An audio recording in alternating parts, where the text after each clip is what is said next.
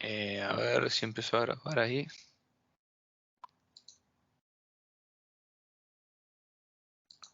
Ahí está grabando. Sí, sí. Bueno, después si alguien tiene dudas le grabo un ratito más. Bien, entonces, puede ser por dos cuestiones. La primera es porque como te decía, primero se van agotando los proyectos que son menos costosos, primero porque son más económicos, y después por otro lado porque digamos, también demandan menos cajas. Y en esta actividad muchas veces cuánto vas a explotar depende de la caja que vos tengas, y si podés poner en producción un pozo invirtiendo poco, bueno, vas a invertir ahí. Entonces, lo primero es porque se fueron agotando los recursos menos costosos, y adicionalmente lo otro que ocurre es que Argentina, la actividad convencional se ha ido encareciendo por distintos motivos. El primero por una menor escala. O sea, piense usted que hoy Argentina produce la mitad de la cantidad de energía que producía en la década del 90. Entonces, bueno, al perder escala, tus costos se incrementan, y también porque Argentina tiene el sector hidrocarburífero argentino tiene un problema con la productividad de la mano de obra. Contrariamente a lo que es la tendencia mundial, Argentina produce, como yo decía, produce menos hidrocarburo, pero sin embargo emplea a más gente de la que empleaba antes. O sea, como que empleamos, creo que 80% más de personas para producir la mitad del hidrocarburo. Entonces, todo eso se termina trasladando a los costos. Eh, y bueno, de hecho también un poco uno de los motivos por los cuales después vamos a ver, todavía Vaca Muerta no logra despegar. Y bueno, y también está asociado un poco a lo que fue el declive de las reservas, sumado a otras cuestiones regulatorias también. Pero sí, normalmente lo que debería ocurrir es que el costo de los pozos caiga, pero bueno, por estas cuestiones que te mencionaba, factor trabajo, que es un poco también es un poco la película que uno ve en otros sectores de la economía. En la actividad petrolera, en cuanto los distintos actores ven que hay algo de renta para repartir, ya empiezan con los condicionamientos. Por ejemplo, dicen, che, bueno, vos querés perforar un pozo acá. Bueno, por cada pozo que vos hagas, me tenés que emplear tantas personas. Por ejemplo, hoy día vos un pozo para mantenerlo necesitas uno o dos tipos, Uno vas y a bueno, usar. dos tipos vas a usar Sí, yo cuatro. opino. Pero yo necesito, no, vos vas a usar cuatro. Bueno, chicos, la industria petrolera se maneja así, se maneja en esos términos. Y si no te gusta, te toman el pozo, te hacen un piquete. Bueno, de hecho, bueno, el principal problema que hubo hace pocas semanas, hace cosa de un mes, 2 meses, no fue puntualmente con con sindicatos petroleros, pero también fue un poco la lógica fue la misma. Bueno, en este caso fueron trabajadores de la salud que en Neuquén cortaron todas las rutas, y Vaca Muerta quedó frenado durante 3 semanas más o menos. A ver, lo que ocurre es que siempre se sabe que la industria petrolera, cada día que se queda quieta le cuesta mucha guita. Y bueno, todo el mundo sabe que siempre tiene el incentivo a arreglar, digamos. Entonces, vos sabés que vos le haces un bloqueo de una ruta, y la petrolera ahí va a estar obligada a ir y decir, bueno, ¿cuánto tengo que poner para que me levantes el bloqueo? Y bueno, vos sabés que si cada día te cuesta un palo verde, bueno, poniendo una fracción de eso ya te solucionas el problema. Pero la realidad es que es un riesgo que a la larga te termina impactando. Porque, por ejemplo, vos te bloquean la actividad y los equipos que vos alquilaste están parados, y el tiempo corre y vos tenés que pagar ese equipo que está ahí parado sin trabajar. Y esas son todas cosas que se van sumando a los costos de la actividad petrolera. Entonces, bueno, como te decía, tenés un componente geológico y después tenés un componente muy importante que es institucional y laboral en ese crecimiento de los costos. Claro, claro. Después, bueno, y ahora pasamos a los hidrocarburos no convencionales. Bueno, no sé si recuerdan en la clase pasada, bueno, que yo un poco les expliqué. En el hidrocarburo no convencional, la propia roca madre que lo genera tiene características de impermeabilidad y demás que impide la migración y hace que el hidrocarburo esté atrapado en esta roca. En el caso de Vaca Muerta, esta roca es como un mármol, ¿no es cierto?, con microporos que no están conectados entre sí y en esos microporos están atrapados los hidrocarburos. Entonces, eh, bueno, eso es a lo que se denomina shale. Ustedes ven la palabra shale y el shale tiene que ver con ese tipo de roca. Después a veces van a escuchar que el no convencional es tight. El tight es una roca que es más fácil de explotar porque es más floja, tiene otras propiedades. Y ahí van a ver que los pozos son significativamente más baratos, pero bueno, en el caso del shale, bueno, la roca tiene esas características. Si antes hacíamos un pozo vertical de 1500 metros, ahora tenemos que hacer uno de 2500 metros vertical y, fíjense, 3000 metros lateral. Y a su vez, en toda esa rama, o sea, piensen que no solamente perforar, además que mientras más lejos perforás, se va incrementando tu costo de ir perforando. Aparte que acá vos vas atravesando capas por ahí de arcillas y demás, y acá vas perforando mármol. Y a su vez, a lo largo de toda esta rama lateral, haces aproximadamente unas 45 etapas de fractura. Es decir, vos acá perforaste lateral, al final vas y pones un tapón. Después, bueno, traes lo que se llama un equipo de punzado, que es como un explosivo. Bueno, después pones la cañería, ¿cierto? Entubas todo, o sea, perforaste todo, pusiste tubos, taponás en el fondo, traes bajás como este explosivo que hace el punzado, que es lo que le hace agujeros a la cañería,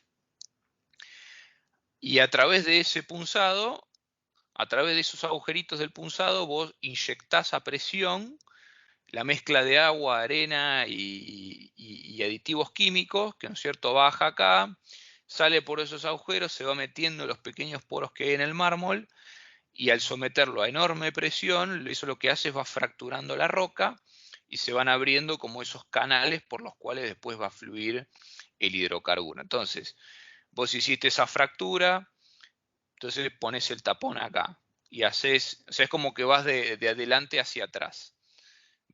Es como que irías de derecha hacia izquierda.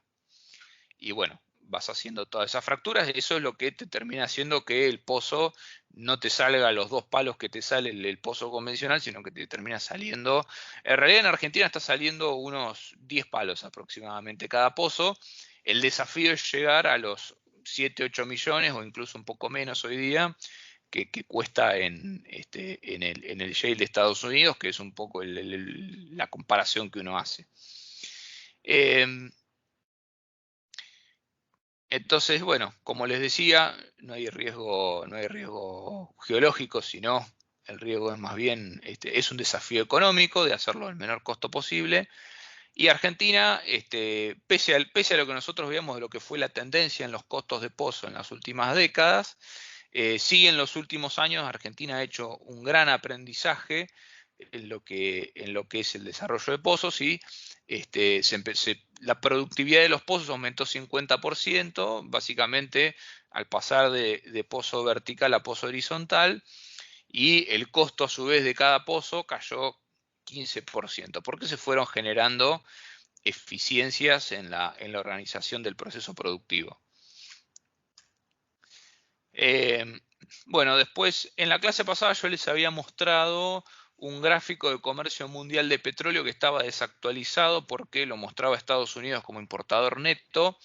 este gráfico está más actualizado, ¿no es cierto? Y acá se puede ver cómo Estados Unidos, si bien importa ciertos crudos, principalmente creo que importa crudos livianos de Arabia Saudita, generalmente vos importás y exportás distintas variedades de petróleo porque las refinerías están configuradas para trabajar con un determinado tipo de petróleo.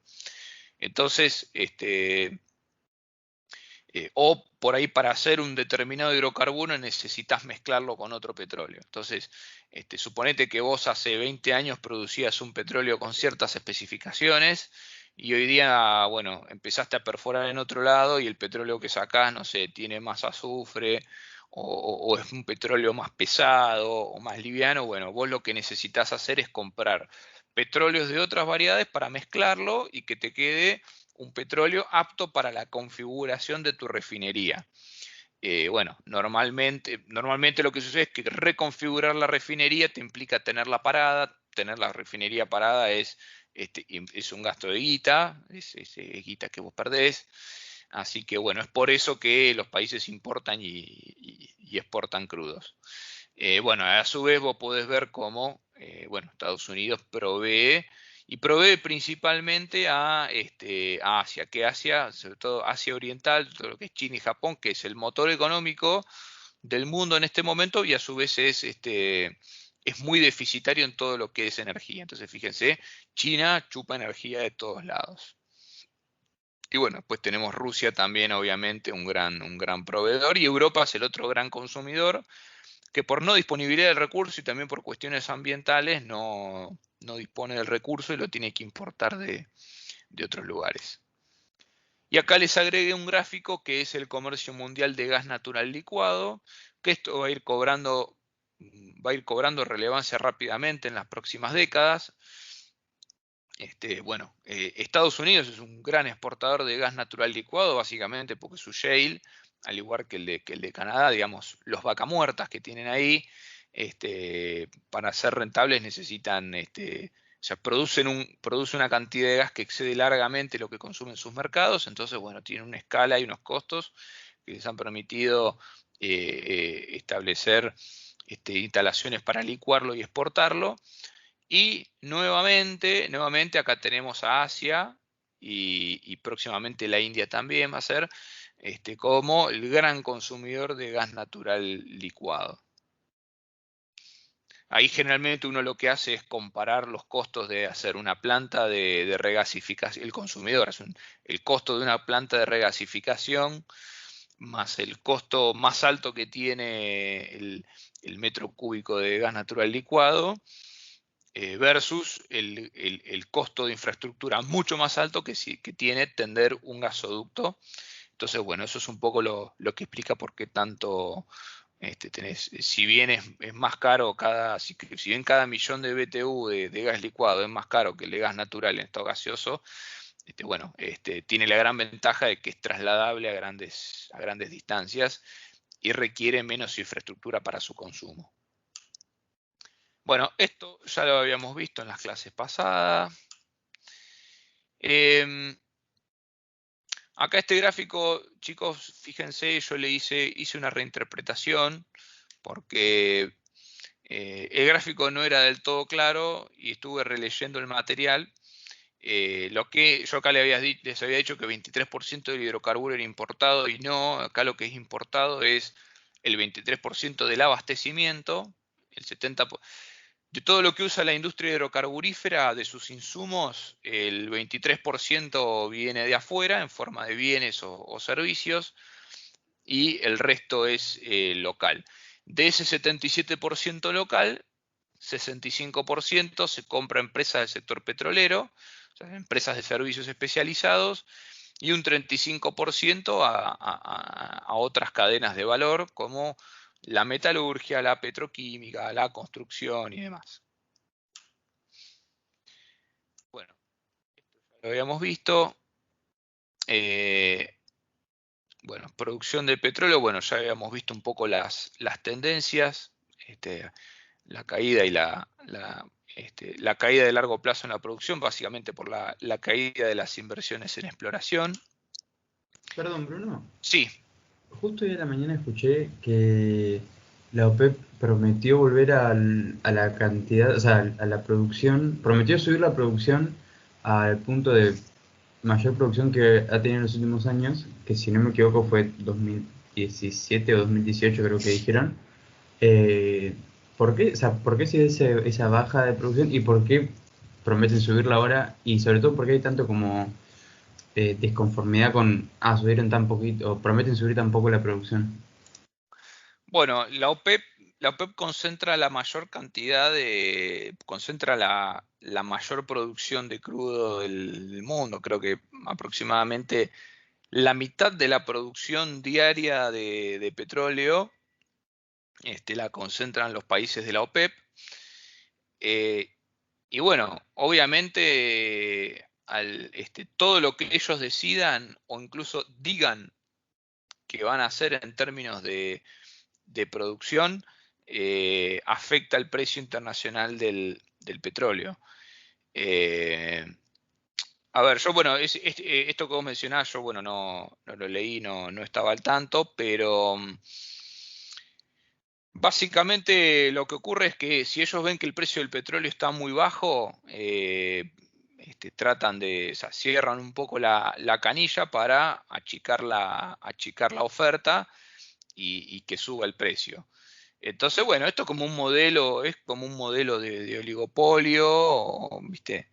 En donde la OPEP siempre va a tratar de maximizar su ingreso. Ahora, ¿qué pasa también si ellos dejan alto el precio del petróleo durante mucho tiempo y se tornan rentables? Si vos subís el precio del petróleo, se tornan rentables muchos proyectos en otros países. Un poco piensen en esa curva de oferta que yo les mostré la otra vez. Y bueno, naturalmente eso después vos una vez que hiciste el pozo y el pozo empezó a producir, aunque baje el precio del petróleo, no lo vas a frenar porque te es antieconómico. Entonces, digamos, la política de la OPEP, o sea, la OPEP tampoco puede siempre jugar a maximizar el precio del petróleo porque después le termina resultando en contra. Es como que vos lo subís mucho, se sancionan muchos proyectos de inversión.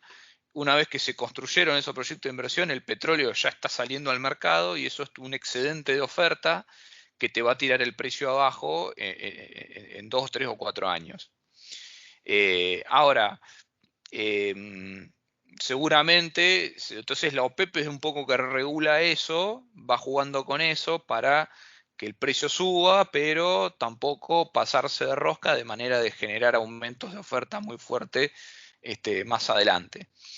Entonces, sí, estos anuncios que ellos hacen, eh, eh, sí, ellos seguramente lo que están observando es que como estamos dejando atrás la pandemia, como estamos dejando atrás la pandemia, la demanda está subiendo.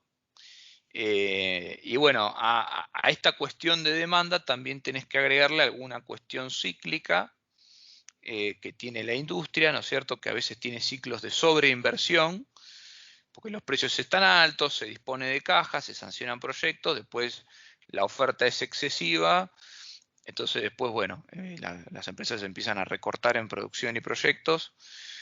Eh, Así que, bueno, eh, en definitiva eso es un poco eso, o sea, un poco emitieron esa señal quizás para calmar ciertas expectativas de que el precio empiece a subir mucho. Eh, entonces, bueno, con la recuperación de la pandemia, básicamente la demanda vuelve a subir. Los precios del petróleo ya están otra vez tocando los $70 el barril. Es un precio histórico relativamente alto y eso ya está emitiendo una señal de escasez. Y bueno, evidentemente a los países de la OPEP con el petróleo a 70 les conviene incrementar la producción. Quizás con eso hagan caer un poco el precio, pero haciendo el P por Q de ingresos les termina conveniendo. Aparte tengan en cuenta que muchos países de la OPEP dependen del petróleo, no solo para su actividad económica, sino también para pagar las cuentas y para pagarse la joda geopolítica, porque tienen un enorme dispendio de dinero esos países, ya tienen ejércitos muy grandes que encima están operativos. Dicen, no sé, Arabia Saudita está llevando adelante una guerra en Yemen hace muchos años. También sostiene a otros regímenes de la región. Después, bueno, Irán también tiene toda su política exterior, que es bastante costosa también. Piensen nomás, o sea, Irán hace un esfuerzo económico y militar en Siria, es un contendiente ahí. Pero bueno, no me quiero extender en esto porque cuando tengamos la clase especial con el entendido de geopolítica se lo va a explicar muchísimo mejor. Pero bueno, seguramente con esta suba reciente del precio del petróleo, los países de la OPEP han visto que les conviene abrir un poco el grifo, con eso contendrán la suba del precio, lo tirarán un poco abajo, pero en la suma total, en el P por Q, les va a terminar redituando más. Así que bueno, después, bueno, esto en lo que era reservas, veíamos también la caída tendencial, ¿no es cierto?, en los últimos 10 años. Bueno, la producción cae porque caen las reservas y las reservas caen porque cae la inversión exploratoria.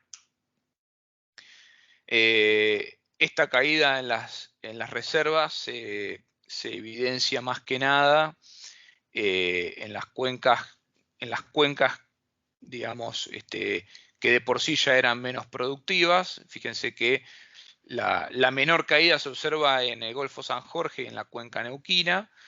Que bueno, Golfo San Jorge es donde, bueno, ahí opera PAE, que ahí tiene el grueso de su producción, y después, bueno, en la cuenca neuquina está Vaca Muerta, que, bueno, eso es un poco también lo que explica que ahí se haya registrado ya un crecimiento de la producción, ¿no es cierto? Ven en los últimos años, ven que el declino ya un poco se frenó, de hecho en 2019 vos empezás a ver ya un crecimiento.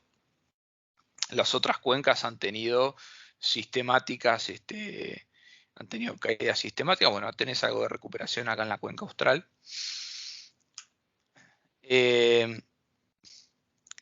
Bueno, reservas de petróleo por cuenca, un poco la misma película que veíamos antes. Fíjense, bueno, solamente la neuquina ha sumado reservas. Esto es, bueno, nuevamente resultado de la inversión exploratoria. O sea, ciertamente, si bien todavía Vaca Muerta es apenas el 20% de la producción de petróleo de todo el país, sí, desde el punto de vista de, ok, ¿cuánto petróleo encontraste y sabés que es económicamente viable de sacar?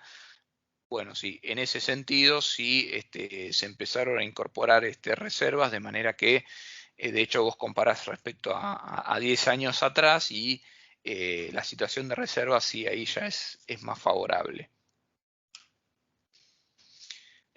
Bueno, después acá, como veíamos, en lo convencional ha ido cobrando relevancia al punto de ser ya el 20% de la producción de petróleo. Es lo mismo que se ve en este gráfico. Y después, bueno, ahora pasamos acá a lo que es gas.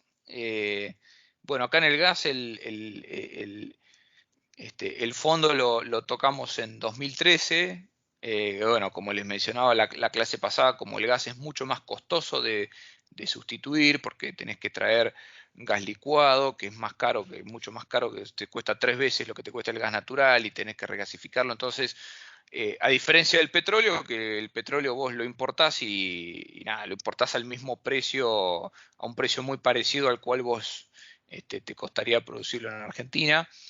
Entonces ahí el costo de oportunidad de importarlo no es tan grande como en el caso del gas.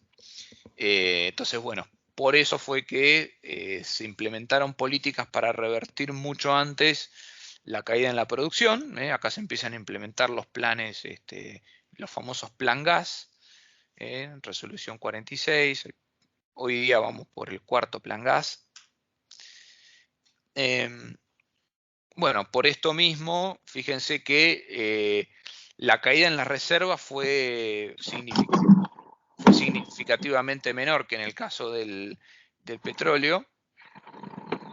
De hecho, bueno, fíjense, acá empezamos a revertir la caída acá en las reservas aquí en 2012 y hoy día estamos prácticamente en un nivel muy parecido al que teníamos hace 10 años. Chicos, hay un micrófono prendido, por favor, se pueden apagar. Gracias.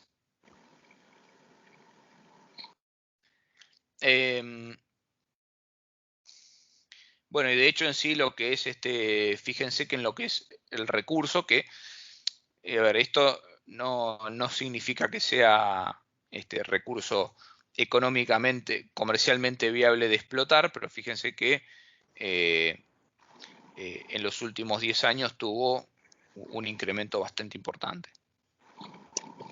Chicos, hay un micrófono abierto, por favor apáguenlo.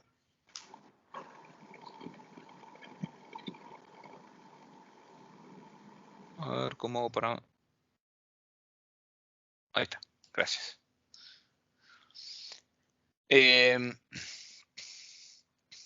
Bueno, acá tenemos la producción por cuenca, lo que es la producción de gas, lo que es la cuenca austral y la cuenca neuquina. Ahí sí hubo incrementos de la producción.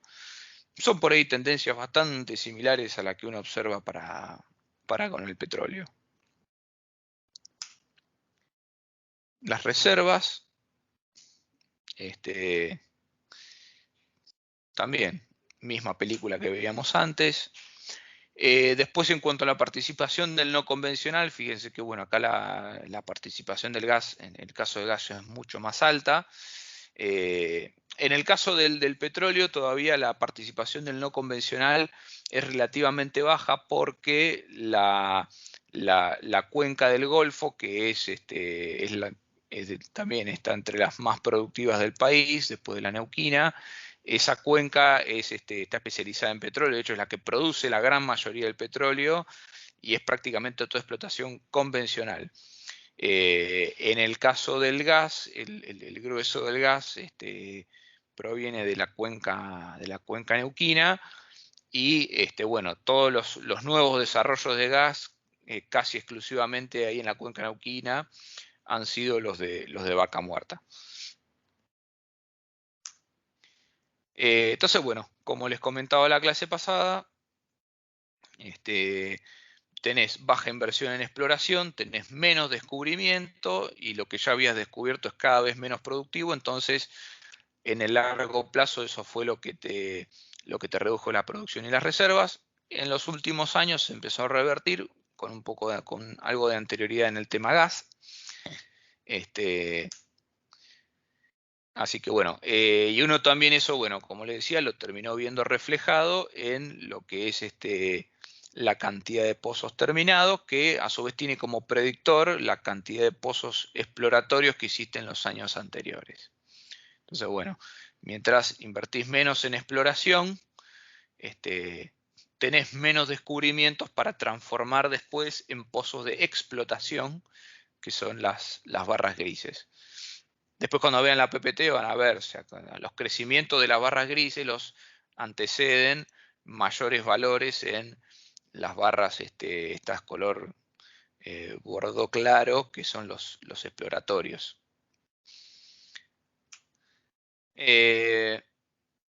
Bueno, después acá algunos indicadores de lo que es el mercado interno. La venta de combustibles líquidos, el persistente incremento en la venta de nafta frente al estancamiento de la venta de gasoil. El estancamiento de la venta de gasoil, la verdad que un poco refleja también el estancamiento económico del país, porque el gasoil está más vinculado a lo que es la logística, a lo que es el agro. La nafta está vinculada al crecimiento del parque automotor. Bueno, la verdad, como les decía, es bastante sorprendente que aún con el estancamiento del consumo y del nivel de ingreso, el parque automotor sigue creciendo a un 4% anual. Recién en los últimos años, fíjense que empieza un poco a acusar recibo del estancamiento económico y permanece ahí en niveles constantes. bueno, entonces de hecho esto se vio reflejado en la cantidad de nafta. Bueno, de hecho en 10 años creció 60% la venta de nafta. Bueno, también esto también responde no solamente al incremento del parque automotor, sino también al reemplazo de motores diésel por motores a nafta. Bueno, respecto a gas natural, tenemos un crecimiento que es prácticamente, yo diría, vegetativo. Fíjense, el crecimiento equivalente anual del 0,9% en el residencial. Bueno, eso sigue la tendencia poblacional prácticamente. Y después, bueno, fíjense, este 2,2% de crecimiento, este crecimiento por encima del promedio por parte de las centrales eléctricas, un poco te muestra también un leve avance en la ya muy alta gasificación de la matriz eléctrica. O sea, el país sigue apostando al gas para su generación eléctrica. Bueno, después, precios del petróleo. Bueno, hay indicadores internacionales. La referencia internacional son el WTI y el Brent, que son barriles de distintas características. El WTI es un petróleo que se extrae en Estados Unidos, el Brent es uno que se extrae creo que en el Mar del Norte. Y en Argentina tenemos el Escalante, que es el que se produce en la zona de Comodoro Rivadavia, en el Golfo San Jorge, y el Medanito, que es el que se produce en Neuquén. Bueno, fíjense que esas dos líneas, los dos nacionales, que son la línea roja y la línea negra, van sistemáticamente por debajo de los internacionales, por el hecho de que en Argentina muchas veces los precios estuvieron, bueno, en Argentina se aplica el barril criollo, ¿no es cierto? Está regulado el precio, entonces cuando el precio del barril internacional está muy alto, se intenta que eso no se traspase a precios internos, pisando el precio del barril local, lo cual tiene consecuencias para la industria, no es gratis. Y por el contrario, cuando baja mucho el precio internacional, bueno, los productores locales piden, las petroleras dicen, che, no me bajes tanto el precio de la nafta porque si no me quedo sin caja. Entonces Argentina, fíjense, por ejemplo, alrededor de 2014-2015, bueno, precio del barril local era más alto que el internacional. Con la pandemia volvió a ocurrir, el barril criollo estaba como en $40, mientras que el precio internacional del petróleo estaba en 20. Y después, bueno, las diferencias a veces se despegan. Acá, por ejemplo, tenés un despegue entre el WTI y el Brent, porque por ahí durante ciertos periodos, según el combustible que se demande, puede ser que tengas más demanda de un tipo de petróleo, porque, bueno, necesitas hacer el mix en la refinería. Entonces, es por eso que podés tener esas diferencias. Precio de los combustibles líquidos, bueno, el pico de precios en dólares fue en 2014, que bueno, el litro de nafta super estaba en $1,44, de ahí en adelante, entre regulaciones de precios y devaluaciones, el precio fue cayendo. Hoy día estamos más o menos en esos, hoy día debemos estar también en torno al dólar por litro de nafta super. Esta variable es muy importante porque hace a lo que es la caja de las empresas petroleras. Aparte, en Argentina la gran mayoría del petróleo que se produce se consume internamente. Entonces, por ahí las variaciones del precio internacional del petróleo tanto no impactan en la caja. Si Argentina fuera un exportador masivo, entonces Argentina podría darse el lujo de subsidiar el precio de la nafta interna sin joderle la ecuación económica a las petroleras, porque tu ecuación de caja ya no dependería tanto de cuál es el precio en surtidor. El tema es que es un poco el huevo o la gallina, porque para poder llegar a ese punto, vos primero tenés que hacer caja, producir masivamente, y por ahí en 2 años ya vas a tener toda esa inversión que hiciste en pozos gracias a la mayor caja, bueno, ahí ya vas a tener un volumen exportable que te permita bancar un precio interno de la nafta más bajo, pero en el interín tenés que atravesar un periodo de pagar la nafta más cara y bueno, obviamente nadie quiere correr con ese costo político. Y bueno, a ver, los aumentos que ustedes vieron en la nafta a lo largo de este año fueron, chicos, la verdad fueron una recomposición de precios. Pues piensen que el precio de la nafta estuvo pisado durante casi toda la pandemia y bueno, pero los precios de la economía siguieron subiendo, el dólar siguió subiendo, entonces, bueno, mediante los aumentos se recompuso ese nivel de precios. Bueno, después lo que es precios del gas en el mercado local. Esto está expresado como dólares por millón de BTU. El precio ha ido creciendo un poco como consecuencia del, a ver, los distintos plan gas, que bueno, tanto los que se aplicaron como en el segundo gobierno de Cristina como en el gobierno de Macri, eh, este, todo requiere en algún momento el plan gas básicamente lo que es mejorar el precio percibido por la petrolera. Y eso alguien lo tiene que pagar. O lo paga el Estado, y en definitiva si lo paga el Estado, de alguna manera lo termina pagando el consumidor a través de los impuestos, o lo paga directamente el consumidor a través de una mayor tarifa. Entonces, bueno, bueno, esto lo que refleja son tarifas. Entonces, bueno, la aplicación de esos planes se fue reflejando en tarifas por millón de BTU cada vez más altas, sobre todo a partir de 2013, que es cuando yo, fíjense, les mencionaba que se empezaron a aplicar los planes de estímulo.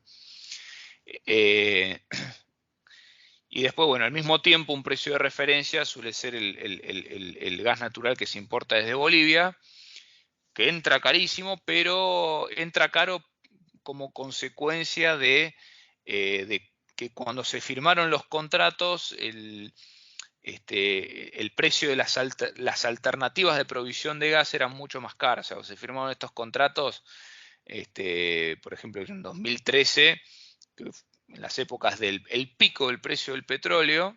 ¿Qué pasa? El petróleo como fuente de energía es parcialmente sustituible por el gas natural licuado. Compiten porque tienen muchos usos comunes. Entonces, bueno, en ese momento, como tu alternativa a importar gas de Bolivia era importar el GNL a 14 dólares por millón de BTU, bueno, firmaste con Bolivia a 10. Así que, bueno, después, bueno, los precios de gas, acá fíjense ustedes que el precio de Henry Hub, que es el precio de referencia en Estados Unidos, está muy poco correlacionado con los precios locales en Boca de Pozo, si bien parece que son similares, ¿no? Porque los movimientos no hay conmovimiento entre los precios. Fíjense que a veces uno baja, el otro está estable, y otro sube y el otro se mantiene estable. Y eso es porque son mercados que no están conectados. O sea, el único arbitraje entre la producción de gas natural argentina y la producción en Estados Unidos es a través del GNL, que tiene un costo de transacción tan alto que impide que las señales de precio se trasladen de un mercado a otro. Bueno, después lo que es la balanza energética, fíjense que hay un gran predominio del gas natural, tanto por el consumo doméstico e industrial, como por su uso para la producción eléctrica, es el 40%.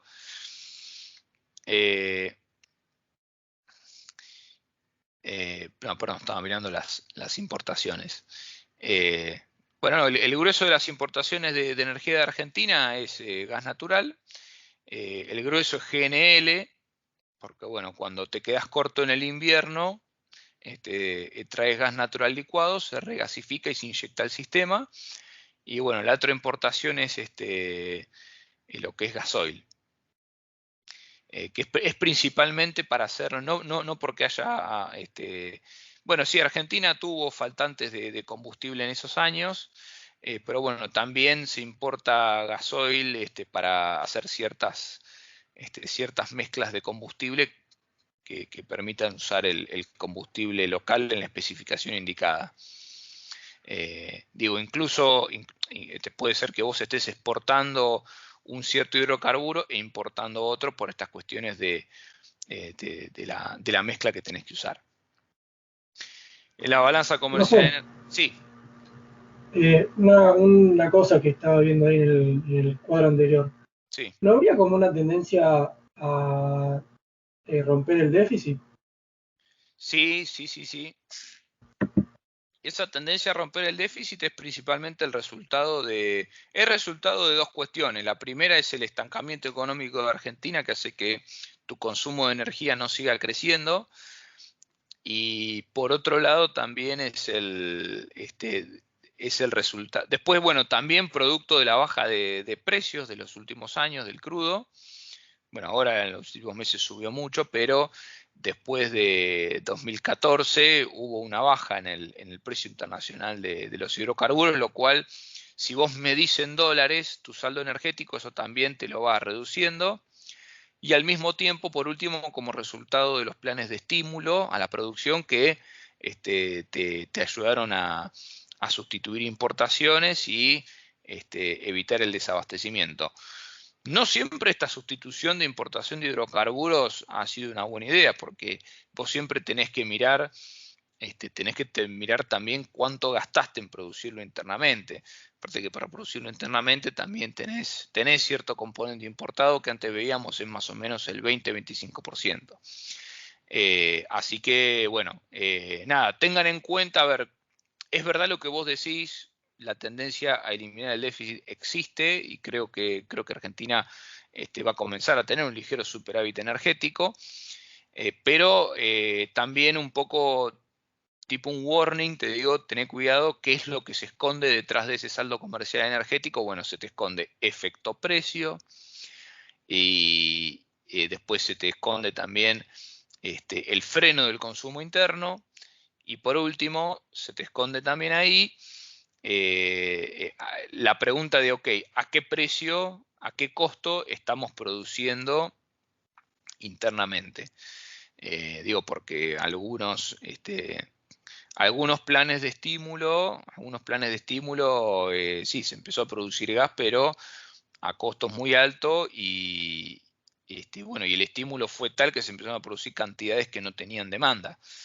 Así que, bueno, nada, un poco es tener en cuenta eso al mirar esos números. Y bueno, lo que vos mencionabas se ve reflejado más claramente en este cuadro. Ves la balanza energética, ya se hizo negativa en 2011. Acá, si uno lo mira para atrás, el superávit energético era cada vez menor. Eso, bueno, producto de que la verdad que tanto por el impulso desde el sector agrícola con las importaciones como desde el impulso fiscal a través del gasto público, digo, el fogoneo del nivel de actividad con los precios de la energía pisados, eso te puso en una situación de cada vez un consumo que crecía muy rápidamente. Si la economía crecía al 9%, el consumo de energía crecía más del 9%. Y al mismo tiempo, con los precios pisados, vos no estabas dando incentivos para una mayor exploración y producción, con lo cual así es como rápidamente caíste en el déficit energético. Después esto acá se te frena por el propio freno económico que tuvo la actividad. En 2012 Argentina tuvo una contracción del PBI. Y bueno, después acá ya también tenés fuertemente el efecto de la caída en la producción. Bueno, después acá empezás a aplicar los planes de estímulo y bueno, junto con el estancamiento económico y bueno, acá también en 2013 y 2014 también tenés el efecto precio internacional y acá, bueno, acá ya caen los precios, se te estanca la actividad, metiste planes de estímulo para el gas y entonces ahí lograste revertir ese déficit. Bueno, acá en esto no me quiero detener mucho, quiero pasar más a la cuestión geográfica. Bueno, subsidios, fíjense, tuvimos el pico de subsidios en 2014, nuevamente resultado del efecto precio y también por la necesidad de importar gas. El gas licuado es más caro, entonces para llevarlo a los precios que vos necesitas vender en el mercado tenés que subsidiarlo más. Transferencias, bueno, pasemos directamente a esta slide que es un poco más la que es bien geográfica. Acá lo que ustedes ven son los últimos permisos de exploración otorgados. Bueno, fíjense, unos acá en la cuenca noroeste, después la gran mayoría acá en lo que es acá en la zona de bueno, lo que es Vaca Muerta, acá cuenca del Golfo San Jorge.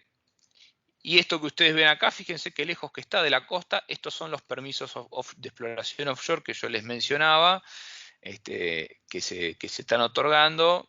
Son proyectos a madurar en 8 o 10 años y con un grado de incertidumbre muy alto. Estas son las concesiones de explotación. Lo que nosotros veíamos antes es, bueno, explorar a ver si hay petróleo bajo tierra.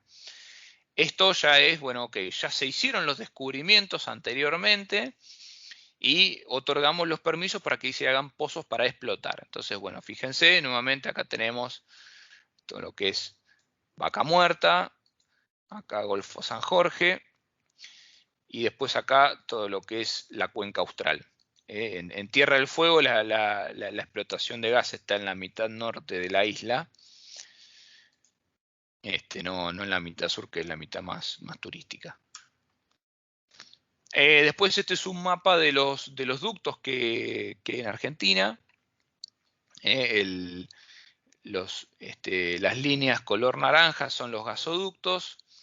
Las líneas rojas son los poliductos, que llevan los dos tipos de fluidos. Y las líneas verdes son los oleoductos. Bueno, fíjense cómo Tierra del Fuego, esto que ustedes ven acá es el gasoducto San Martín, que desde Tierra del Fuego, creo que está desde la década del 50, me parece. Bueno, como el sur abastece a todo el país, a toda la mitad sur del país. Acá se me repitió. Acá hice un contraste bastante interesante entre la disponibilidad de ductos y las poblaciones. Fíjense ustedes qué interesante es que normalmente un poco los ductos siguen a la población, ¿cierto? O sea, la infraestructura va hacia donde está la población porque el Estado, tanto por deber como por conveniencia política, le conviene volcar más guita en infraestructura en donde hay más población. Y por otro lado, también también ocurre que la actividad económica va hacia donde está la infraestructura. Vos no vas a poner una planta industrial si no tenés un suministro de gas más o menos económico.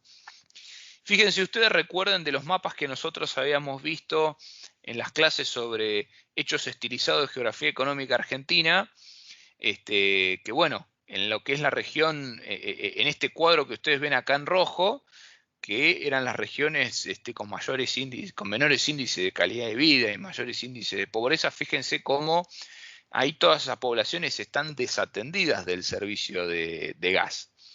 Entonces, bueno, un poco uno tiene que pensar en esta dinámica. La infraestructura va hacia donde está la población y la población va hacia donde está la producción, pero la producción va hacia donde está la infraestructura. Entonces, al desatender con infraestructura esta zona, la instalación de actividades económicas ha sido mucho menor que en otras zonas del país y eso también ha motivado a la población a migrar. Y es un poco lo que nosotros veíamos reflejado en esos trabajos sobre la calidad de vida en esas regiones y cómo esas regiones han sido expulsoras de población. Y bueno, la infraestructura de gas es un poco, es quizás el ejemplo más claro de esta dinámica. Después también, desde el punto de vista de la geografía, me pareció sumamente interesante este mapa, que es un mapa de distancia a acceso al GLP. Piense usted que hay muchas regiones del país a las cuales no llegan los gasoductos, pero incluso regiones donde sí llega, pero en donde no hay tendido de red de gas. Bueno, para estas regiones es muy necesario sí tener acceso entonces al gas licuado de petróleo, ¿no es cierto? A la garrafa. Entonces, bueno, acá podemos ver que, bueno, por ejemplo, en la Patagonia y también un poco en estas zonas apartadas del norte de la región chaqueña y de Formosa, son un poco por ahí las áreas que tienen mayor distancia al GLP, por ende eso, digamos, es también mayor dificultad en el acceso a un servicio básico como es el gas.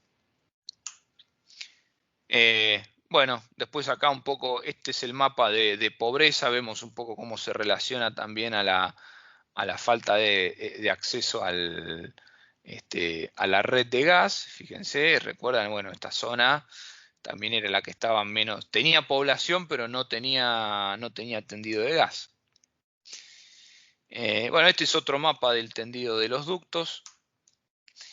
En este mapa, acá lo que uno agrega es, acá ustedes lo que ven es lo que es el gasoducto del noreste argentino, el Gasnea, que estaba planeado para abastecer a esa zona.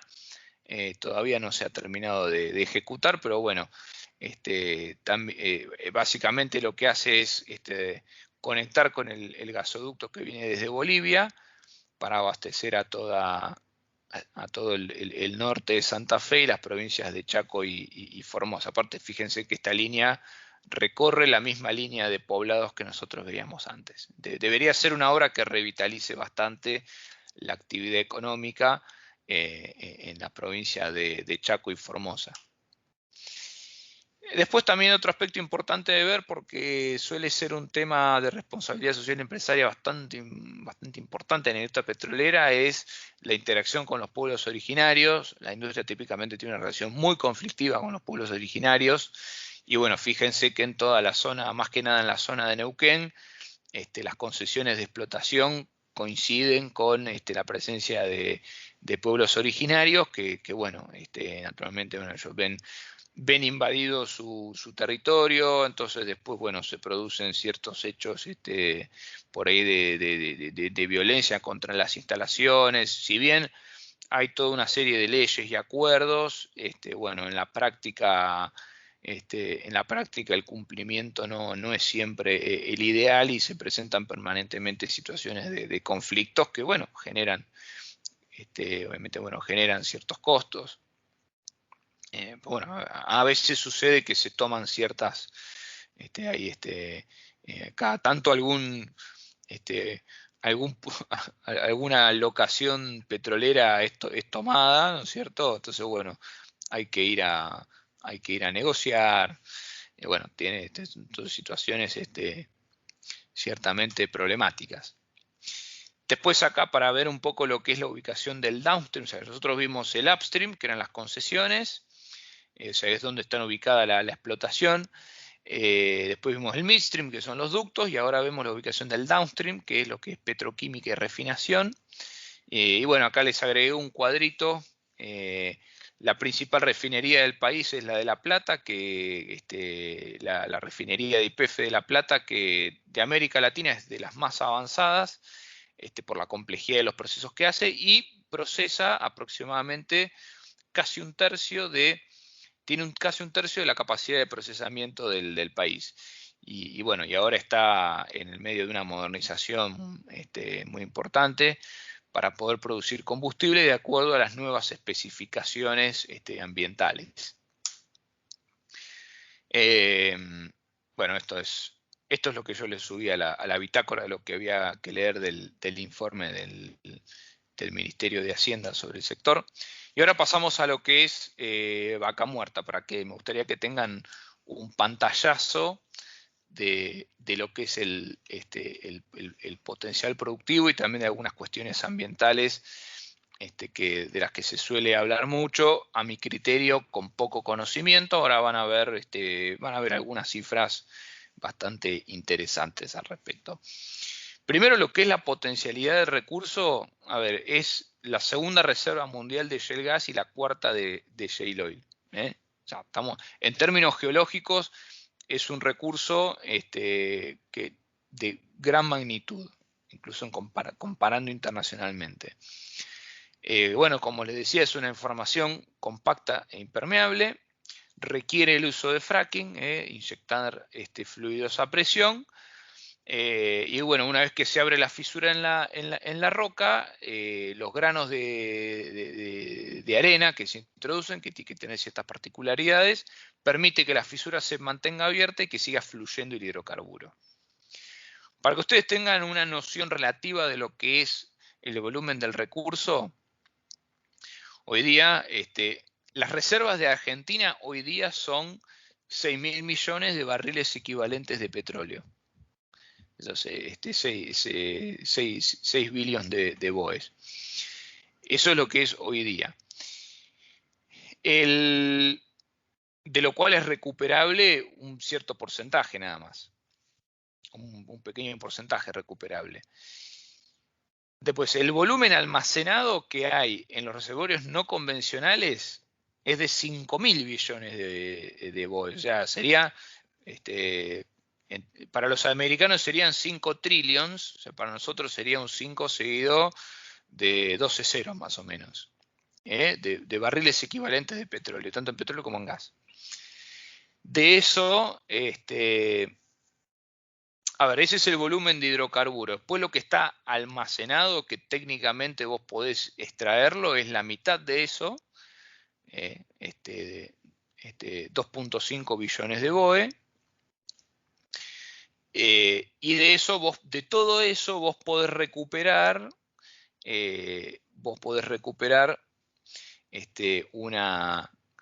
una fracción que es de más o menos, uno la puede estimar en el 3%, la verdad que depende de la evolución tecnológica. Así todo, lo que vos podés recuperar, fíjate que, perdón que acá me está dando la luz y no veo bien, acá estamos hablando de aproximadamente 100.000 millones de barriles que podrías recuperar frente a los 4 millones de barriles los 4 billones de barriles que nos quedan como reservas. Entonces, para ponerlo en números concretos, Vaca Muerta te implica multiplicar por 25 tus reservas petroleras.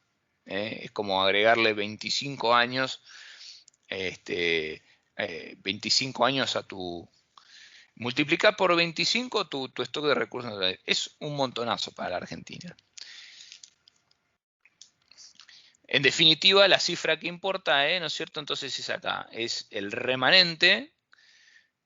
De recursos convencionales tenés 40.000 millones, de los cuales puedes de barriles, de los cuales puedes recuperar el 2%, y de todo eso solamente te quedan 4.000 millones de barriles. Vaca Muerta representa por lo menos 25 veces esa magnitud. Este es un mapa de Vaca Muerta. Lo que vemos hacia el este, uno tiene la parte más joven de la formación, acá vas a tener petróleo oscuro, después a medida que te vas hacia el oeste, o sea, tenés petróleo pesado, hacia el oeste tenés petróleo más liviano, después tenés lo que se llama el gas húmedo, que es gas con contenido de petróleo, y hacia la izquierda va ya lo que se llama más gas seco, que bueno, es un fluido que es prácticamente totalmente gas y no contiene líquidos adentro. Después, el modelo de producción en el no convencional es lo que se llama un modelo de economía de la oferta, de supply side. Es decir, tiene una lógica binaria Vaca Muerta. O sea, Vaca Muerta, chicos, ocurre en gran escala o no ocurre. La verdad que digo, me refiero para que Vaca Muerta sea para que Vaca Muerta traccione una actividad, un nivel de actividad económica que te haga alguna diferencia, que no sé, que le agregues medio punto porcentual de crecimiento adicional a la Argentina durante 30 años, bueno, vos necesitas que la actividad tenga un ritmo 5 o 6 veces lo que es hoy. Multiplicar por 5 o por 6 la cantidad de pozos que vos haces por año. Y para que eso ocurra, vos necesitas que los pozos sean más baratos, necesitas bajarle el costo a los pozos. Por una cuestión de caja, digamos, las petroleras tienen un límite en lo que se pueden endeudar, porque si no terminan terminan quebrando, como sucede hoy día a nivel internacional. Y bueno, se financian principalmente de la caja que generan, y a medida que vos bajás el costo de hacer un pozo, eso es ahorro de caja y más cantidad de pozos que vos podés hacer. Y bueno, y también obviamente para que una mayor cantidad de proyectos sean económicamente viables. Ahora, al bajar los costos, que lo puedes hacer, bueno, tocando los contratos, o también con cuestiones de regulación laboral, la cantidad contratar la cantidad de gente que vos necesitas y no la que te indican de afuera. Al bajar los costos, vos aumentás tu escala, y bueno, con más escala y más caja, podés producir en serie, lo cual, a ver, producir en serie los pozos significa tenés un pozo, estandarizar los pozos y también estandarizás tu cadena de valor. Empezás a hacer valer las economías de escala, y eso a su vez, ¿qué pasa? Si vos haces una mayor cantidad de pozos y los haces estandarizados, es decir, el diseño y los materiales que usás y los servicios que usás, eso lo que hace es que sea también más barato producir para la cadena de valor, porque tiene que producir mucho de una misma cosa o de un mismo servicio. Entonces, bueno, eso también te abarata la cadena de valor y permite que, a su vez, como vos tenés más escala por cada una de las cosas que vos consumís, eso te permite que vos tengas una mayor cantidad de jugadores en el mercado. O sea, vas a tener una mayor cantidad de oferentes, vas a tener mayor competencia entre ellos, no solo por precio, sino también por calidad del servicio. Lo cual a su vez te va a generar dos cosas. Por un lado vas a tener una cadena de abastecimiento más competitiva, que empieza a producir bienes y servicios que exporte a otros países. Entonces ahí vas a generar un mercado exportador que ya no es el petróleo, sino que empieza a ser un equipamiento o un servicio, y al mismo tiempo vas a seguir haciendo bajar tus costos porque incrementaste tu escala. Incrementaste la escala de tus proveedores, ellos son más baratos y a su vez también mejoraron su expertise y mejoraron su calidad. Entonces, es un círculo virtuoso que parte de una baja inicial de costos y después, interactuando con la escala, ¿es cierto? Bajo los costos, tengo más caja, tengo más proyectos que son rentables, entonces hago una mayor cantidad de pozos. Entonces, esta mayor cantidad de pozos le da más escala a mis proveedores. Con eso, ellos bajan sus costos por mayor escala. Hay mayor nivel de competencia entre ellos, y a su vez también tienen mayor aprendizaje porque acumulan mayor experiencia por mayor actividad que hicieron, y eso redunda nuevamente en mayor eficiencia y menores costos. Entonces es un círculo que se retroalimenta, pero en algún momento hay que iniciarlo. Por eso es tan importante la baja de costos, no por una cuestión, digamos, de decir quiero, o sea, no es una cuestión de decir quiero pagarle menos a la gente, es una cuestión de decir quiero que la gente gane más, pero gracias a que todos somos más eficientes y que la torta para repartir es más grande, ¿cierto? Y bueno, después algunas cuestiones que hacen a los costos de Vaca Muerta, Lo que yo les mencionaba al inicio de lo que es la productividad de la mano de obra, fíjense en este grafiquito de acá de la derecha, arriba. En la línea azul lo que ustedes ven es la cantidad de trabajadores, perdón, la cantidad de barriles producidos por trabajador empleado en la industria.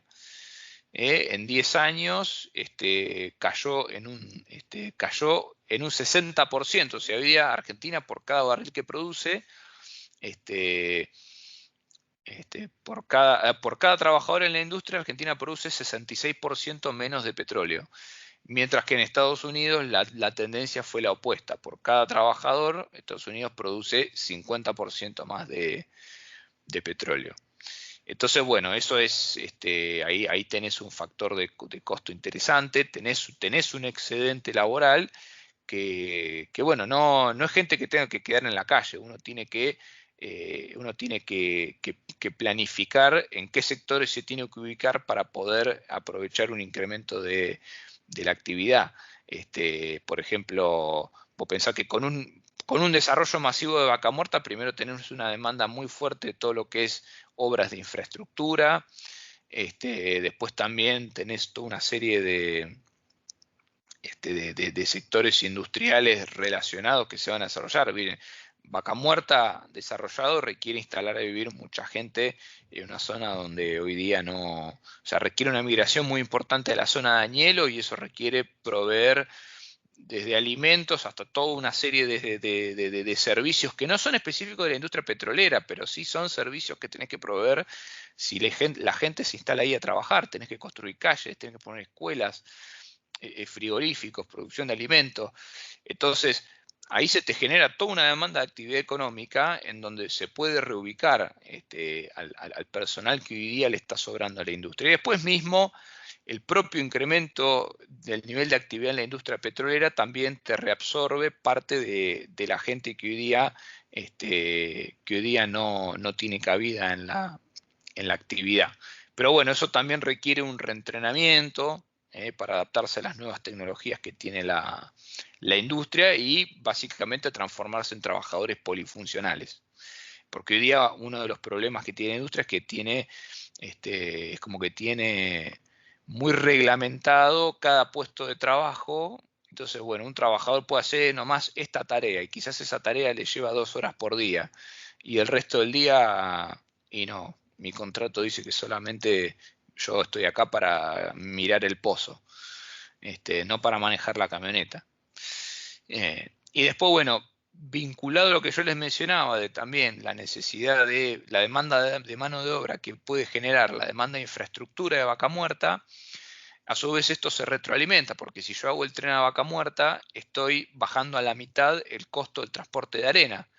Y con esto estoy bajando en un 5% el costo de construir el pozo. Estoy ahorrando de caja 5% solo por hacer esta obra de infraestructura. Y bueno, así como uno requiere hacer el tren, también tiene que hacer redes para agua, tiene que hacer rutas, tiene que hacer caminos, tiene que hacer almacenes. Así que bueno, después acá también estuve viendo algunos otros trabajos sobre Vaca Muerta. Fíjense lo que yo les mencionaba al principio sobre lo que eran pozos verticales y horizontales. Vieron que cuando nosotros vimos el pozo horizontal recorre la roca madre, tiene más contacto con lo que es el lugar físico donde está el fluido. Fíjense ustedes que en esta línea celeste ustedes lo que ven es lo que fue en esta línea celeste vos ves el horizonte de reservas de cada pozo promedio. Es decir, yo hago un pozo vertical. Entonces, yo hago un pozo vertical y saco la cuenta de durante toda la vida útil de ese pozo, en 30 años, digo, ¿cuánto hidrocarburo voy a sacar? Fíjense que en cuanto se empezaron a hacer los pozos horizontales, la cantidad de hidrocarburo por pozo creció dramáticamente, casi que se multiplicó por 5. A un pozo vertical vos le ibas a sacar en su vida útil unos 100.000 barriles, mientras que un pozo horizontal si bien era más caro, vos en toda su vida útil le ibas a sacar más o menos promedio 500.000 barriles. Si yo valorizo estos barriles a un promedio entre el precio del crudo y el precio del gas, que ese promedio me da $35, tengo que la caja que me va a generar en 30 años un pozo es de 17,5 millones de dólares.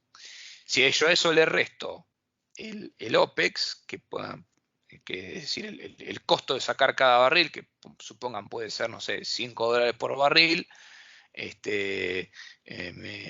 me quedan, no sé, unos 15 millones de dólares, y con esos 15 millones de dólares en 30 años tengo que repagar un pozo de 10 millones de dólares que hago en los primeros 4 años. Entonces, la verdad que, nada, estamos como muy al límite ahí con eso es un poco lo que te muestra que todavía tenés la necesidad de seguir reduciendo los costos para que la actividad tenga márgenes más acordes con sus costos de inversión. Así todo, uno cuando mira el tiempo que uno tarda en hacer los pozos, la verdad que se observa un incremento de la eficiencia bastante importante. Fíjense, en 2013 hacer un pozo en Vaca Muerta tomó 71 días y 4 años después esos tiempos de perforación habían caído por debajo de la mitad. Y bueno, después uno esto tiene que compararlo con la mejor práctica, que es en Estados Unidos. Fíjense, Estados Unidos siempre con los tiempos de perforación estuvo casi un 60% debajo de Argentina. Así que bueno, ahí todavía hay mucho terreno para ganar. ¿Por qué el tiempo de perforación es tan importante? Y porque los servicios de los equipos, uno en buena parte paga por la cantidad de tiempo que uno tiene los equipos alquilados. Yo compro un equipo perforador y un equipo para fracturar, y bueno, la empresa me va a fijar el precio también según la cantidad de tiempo que tenga ahí el equipo dedicado a esa tarea. Por eso, si uno baja los tiempos que uno tarda en hacer el pozo, también va a abaratar mucho el costo del pozo. Que esto, chicos, no implica gastar menos sin total, implica gastar la misma cantidad de plata, pero en vez de hacer un pozo petrolero, hacer 2. No lo vean como un ajuste.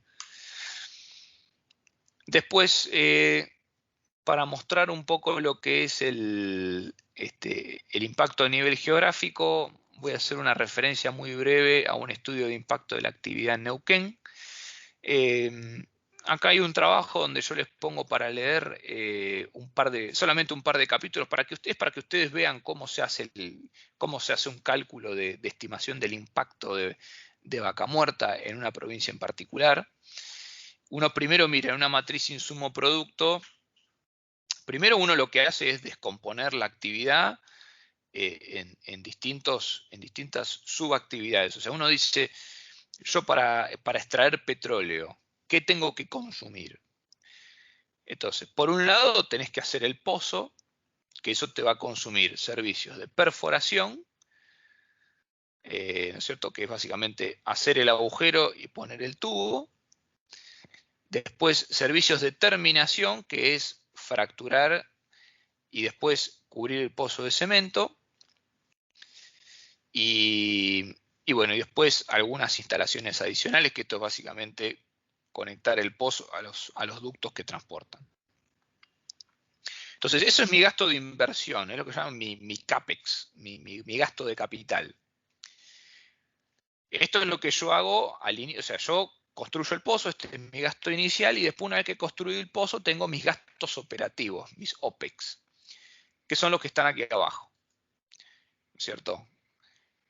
Bueno, tengo que el agua que sale del pozo tengo que tratarla, después tengo también un costo, tengo que mantener, tengo que dedicar energía al levantamiento artificial, tengo que dedicar gente a hacer el mantenimiento y demás. Cuando uno mira la actividad petrolera, uno mira este cuadro, ¿cierto? Si uno mira, uno dice, bueno, a ver, ¿Cuánto le cuesta, por ejemplo, a YPF producir un barril de petróleo en Vaca Muerta? Entonces, cuando uno mira toda la cuenta, dice, che, le está costando 60 en total. Ahora, en esos 60, ¿qué tiene incluido? Primero, la amortización del capital, ¿cierto? Dentro de lo que la empresa cobra por un barril de petróleo, esto es lo que cuesta el barril de petróleo en aquel momento que hice el estudio, $56. De esos $56, la cuarta parte es la amortización de esta inversión que veíamos acá arriba. Entonces yo lo cargo en el precio porque esto es el recupero de mi inversión. Después, otro 22% es ganancias. Este es el premio al riesgo que corre el empresario. Esto vendría a ser así como la tira en el flujo de fondos. Después un 29% se lo queda el Estado, ¿cierto? Esto va impuestos entre IVA, ganancias y demás. Y todo lo otro que queda es el costo operativo de sacar cada uno de los barriles de petróleo después de construido el pozo. Entonces, esta amortización que vemos acá abajo, ¿no es cierto? Esto amortiza el costo inicial de inversión y ese costo inicial de inversión tiene esta estructura, ¿cierto? Es mitad perforación y mitad fracking, a grandes rasgos, y bueno, después a su vez la perforación se compone de servicio de perforación, que es bueno, pagarle a la empresa que va y te pone el expertise y la gente, después pagar ciertos materiales, y bueno, y también pagar el alquiler de la maquinaria. Y después el fracking también tiene su estructura de costo que, bueno, es presión de bombeo, es decir, tengo que pagarle a la gente pagar el alquiler de la bomba para fracturar, tengo que pagar, bueno, la arena, el agua, bueno, esto es un poco entonces lo que es la estructura de costos de la construcción de un pozo. El gasto total de la actividad, ¿no es cierto? Es decir, cuánto van a derramar las petroleras por su actividad en Vaca Muerta, va a tener dos componentes. En cada año, la cantidad de pozos que construyan multiplicada por lo que cuesta cada pozo, ¿cierto?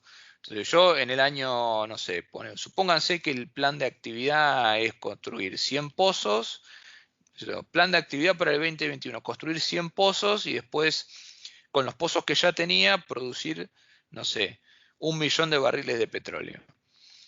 Entonces, el gasto total que yo voy a realizar, que es lo que en definitiva les interesa a los actores locales porque se van a beneficiar de eso, es lo que yo voy a invertir, es decir, los 100 pozos por los 10 millones que me sale cada pozo, 1.000 millones de dólares, más el millón de barriles que voy a producir con los pozos que ya tenía, multiplicado por el OPEX por cada barril. Y ese OPEX por cada barril va a ser estos $55 multiplicado por estos porcentajes que ustedes ven acá. Que supongan que esto suma, qué sé yo, un 20%. Entonces una quinta parte serían $11 por barril, por 1 millón de barriles, 11 millones. Eso es por tirar números nomás. Cuando uno mira la cuenta para lo que sería una proyección de producción razonable, para Vaca Muerta uno tendría por año aproximadamente 50.000 millones de dólares de gasto en un plan de expansión de Vaca Muerta, ¿no es cierto? Esos 45.000 millones de dólares que se reparten entre inversión y gastos operativos. Después, bueno, ahora, de todo ese gasto, ¿cuánto impacta realmente en la provincia de Neuquén? Entonces, para eso, uno hace dos tareas. Primero uno mira, ok, ¿qué actividades voy a demandar? Servicio de perforación, materiales, presión de bombeo, levantamiento artificial, transporte, bueno. Todas esas actividades demandan de ciertos sectores industriales. ¿Esos sectores industriales cuáles son? químico y plástico, minerales no metálicos, metales, bueno, sector transporte, intermediación financiera. Bueno, esas actividades tienen una estructura sectorial de la cual se abastecen. Entonces después lo que miro es, entonces después lo que se hace es mirar cuánto de esa demanda por sector puede ser efectivamente provista por empresas de la provincia de Neuquén. Entonces, por cada uno de esos sectores uno mira que las empresas neuquinas tienen participaciones que son bastante bajas. Fíjese que raramente cruza el 10%. Entonces, bueno, cuando uno mira el contenido local que queda efectivamente en la provincia de Neuquén, es aproximadamente el 10% de ese gasto. Bueno, este trabajo después lo que hace es arma unas matrices insumo-producto, que lo que hacen estas matrices es mirar las transacciones, ¿no es cierto? En cada fila uno ve las ventas, entonces acá vos, por ejemplo, tenés, bueno, estas son las ventas internas que ocurren entre empresas neuquinas como producto de la mayor actividad en vaca muerta.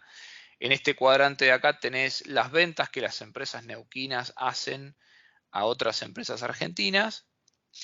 Y bueno, después acá tenés las compras que hacen las empresas neuquinas a empresas del resto del país y esto ya transacciones entre empresas del resto del país. Nada, este es un esquema de matriz insumo-producto para ver cómo al aumentar la actividad petrolera, cómo cambia el flujo de transacciones.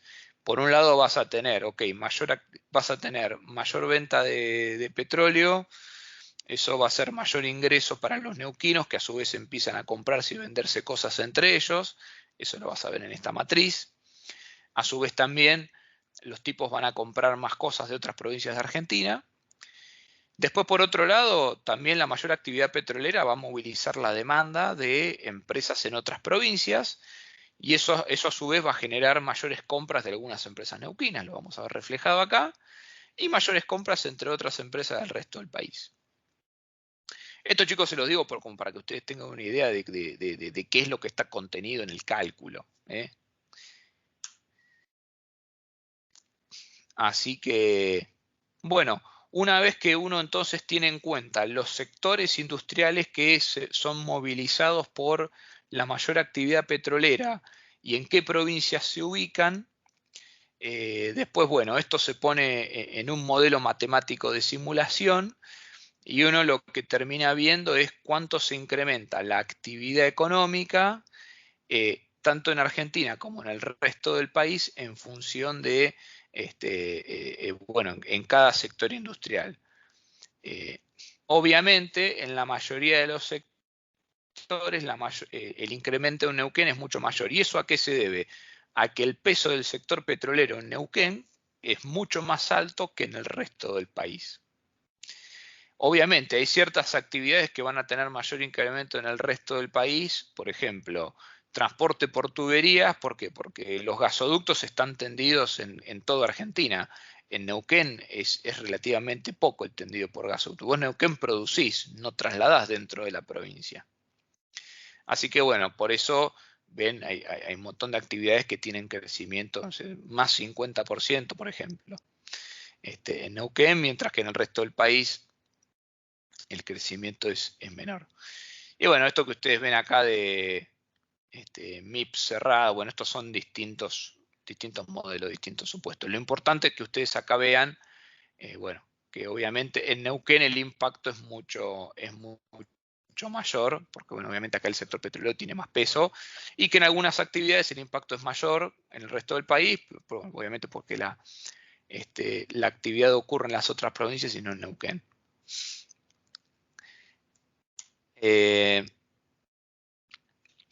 Así que bueno, y después en términos agregados para la economía, fíjense que, bueno, un escenario de desarrollo masivo de vaca muerta, a Argentina, por ejemplo, le aporta un crecimiento anual que es medio punto más alto. Chicos, es un montón, es así, vos todos los años crecías 3%, gracias a esto creces 3,5% durante 30 años. Y en el caso de Neuquén, esto prácticamente a Neuquén le duplica la tasa de crecimiento, porque se la sube. Si Neuquén crecía el promedio del país de un 3%, ahora tu PBI crece 5, casi 6%, o sea, te dupliqué la tasa de crecimiento. También, un montonazo. Bueno, y después por último, para cerrar, quiero tocar un poco los temas ambientales vinculados a Vaca Muerta, un poco que quería tocar algún tema ambiental y me parece que en el caso de Vaca Muerta es bastante relevante porque, bueno, es quizás lo que más se le cuestiona al fracking. Entonces, encontré un estudio muy bueno y muy serio que toca los distintos aspectos ambientales relacionados a la actividad. Bueno, a ver, la actividad tiene distintas etapas, una de preparación que es meramente los estudios, después otra de exploración que en términos ambientales es bastante inocua porque es una exploración del terreno y algunos estudios que se realizan, o sea, no genera mayores problemas. Ya después sí, la intervención en el territorio y en el ambiente ya sí es más decidida en el caso de la infraestructura porque ya empiezo a construir locaciones y rutas y acueductos. Entonces, bueno, en estos casos, bueno, obviamente tengo que hacer los respectivos análisis de factibilidad ambiental. Esto es como hacer una construcción, esto no es diferente a hacer una construcción de una ruta desde el punto de vista ambiental. Tengo que tener los mismos cuidados. Después en lo que es la locación, ¿cierto? Preparar la plataforma, instalar los equipos, ahí nuevamente ya tengo que hacer una modificación del espacio natural. Y ahí lo que uno tiene que procurar es minimizar la superficie que utiliza, o sea, ocupar la menor cantidad de metros cuadrados posibles. Y bueno, controlar las emisiones de efluentes y residuos. Más que nada, bueno, al preparar la locación uno por ahí, bueno, obviamente utiliza combustible, después también utiliza, bueno, cemento y demás. Y bueno, también obviamente por ahí uno tiene que desmontar cierta vegetación natural, entonces ahí lo que tiene que procurar es restituirla, aunque sea en otro sitio o en el mismo sitio, incluso si puede restituir esa vegetación. Después la perforación ya es un proceso incluso más delicado porque uno genera residuos sólidos que a su vez están mezclados con algunos químicos que uno metió para hacer la perforación. Entonces, bueno, ahí uno lo que tiene que hacer es tener una planta para tratar esos efluentes, tanto sólidos como líquidos. Hoy día se usan como unos hornos en donde vos metés esos recortes de piedra que están sucios a su vez con los líquidos que se usan para perforar. Entonces, bueno, eso se mete en unos hornos que hacen una combustión especial y lo transforman en un residuo sólido, en una especie de carbón que uno lo puede depositar y es ambientalmente inocuo. Y bueno, después a su vez tiene que también monitorear que mientras hace el pozo no ocurran ciertas emisiones de gas que puedan generar incendios o cosas por el estilo. Bueno, después en la... Sí. No, pasa que ya que usted está hablando del tema, yo me acuerdo que en 2014 apareció un video muy famoso en Estados Unidos de que una persona abría la canilla y el agua se prendía fuego. Eso es justamente por lo que usted decía de manejar las emisiones fugitivas. No, lo que yo mencionaba de emisiones fugitivas tiene que ver con la actividad de perforación, es decir, con en sí el momento en el cual vos estás haciendo el pozo. Yo eso que vos mencionabas no lo vi, pero imagino por dónde viene la mano. Ese problema es principalmente un problema de planificación, digamos. Eso es alguien que se construyó una casa en un lugar donde la autoridad pública nunca, primero, tenés un problema de planificación, o la autoridad pública nunca le dijo al tipo, che, no pongas tu casa ahí porque en los cimientos hay hidrocarburos, o sea, ahí evidentemente alguien alguien tiró una cañería de agua y le dio un reservorio de gas.